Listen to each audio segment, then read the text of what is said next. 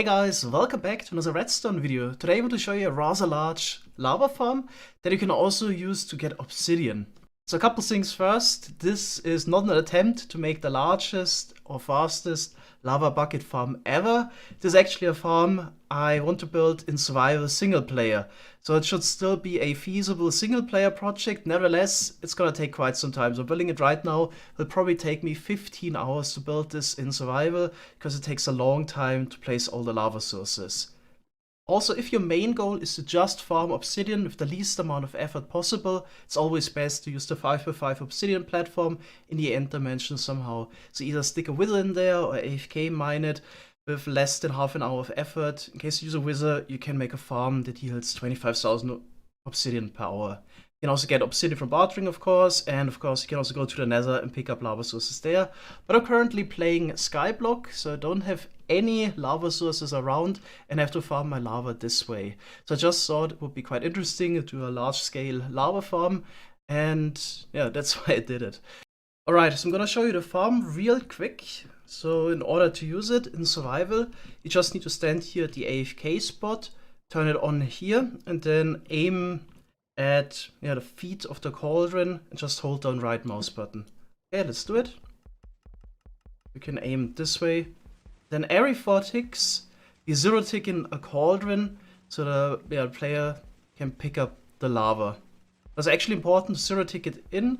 If you would just push the cauldrons in a normal way, then in case you just use vanilla and not a fast clicking script, the cauldrons would be too fast if you push them every 4 ticks. But yeah, with the 0 ticking, it works fine. Okay. I can also use a command to just hold down right mouse button for me, and I can go in free cam so you can see the rest of the farm. So here on the side, we also replenish the player's inventory of empty buckets. So there's a storage here on the side. You can put in empty buckets, and that would feed the player. The lava buckets just didn't make a big storage here, would be sent then to the output. And of course make a large storage, shulker box fillers and so on. I actually kept this open because later I'm gonna show you the obsidian farm where the lava buckets are directly sent to a wither cage as well.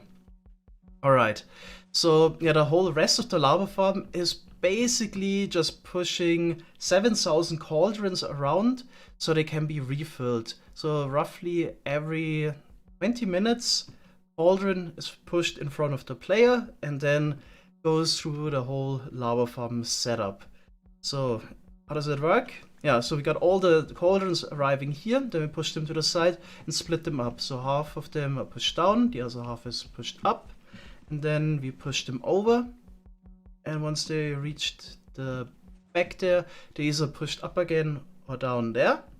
And then once this whole line is completely filled with cauldrons, we push all of this forward. So one more row, then we push it forward. There we go.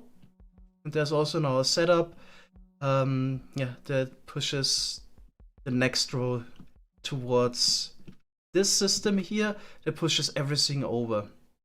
So once the next row arrives, which is every 14 or 15 seconds, push everything over this way. There we go. And then we push it back. So eventually it would arrive at this end again, and now we just need to merge everything again and push towards the player. So we bottom push stuff up and then over. There we go. And then in front of the player again. So that's the whole farm. So also I want to quickly talk about the rates of this farm and how to make it faster if you really wanted to. I definitely went for compromise here between build effort and total rates. So in case you start up the farm and has been sitting for a while, of course every single cauldron is filled up with lava. You would actually for a while get roughly 18,000 lava per hour on average.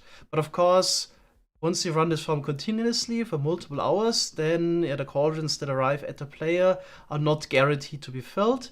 And you end up with a situation where about 65% of the cauldrons are filled. So that's why we're getting about 12,000 lava per hour if you would run this continuously. But for 20 minutes, you get, of course, the 100% rates in case you had this farm sitting for a while. So in case you want to make this farm faster, all you gotta do, but of course it comes at some cost, which mainly is time to build this. So if you would make this twice as fast, or large, not fast, twice as large, it's still within the random tick range of the player. Just basically push everything this way a bit further. Just add more of those 10 wide modules. So if you make it twice as large, then maybe 90% of the cauldrons that would be pushed in front of the player would be filled with lava in a continuous mode. So you can get like 16,000 lava power. But of course, it's twice the build effort. I already said it's gonna take me about 15 hours to build this. If it would take 30 instead, then it wouldn't be fun anymore for me. And all you get is 4,000 lava power more. So not really worth it.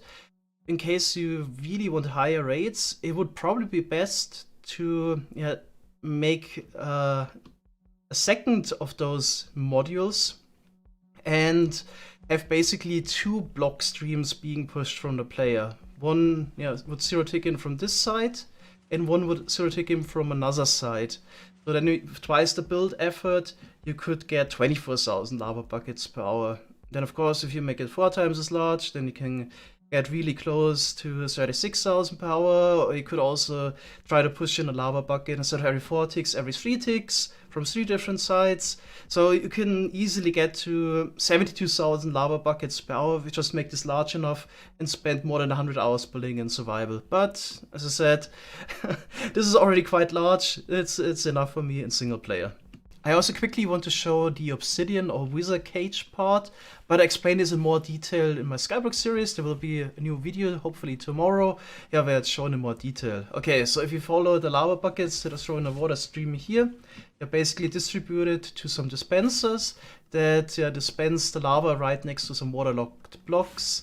And then you got a wizard trapped in here that would break those. We just shoot a snowball at the wizard and then break the obsidian here, collect both empty buckets and obsidian, dispense those items, put it through a filter system, and send the empty buckets back to the lava farm, so we can continuously produce obsidian here without abusing any obsidian platforms or other ways to regenerate obsidian. So just everything is based on this lava mechanic.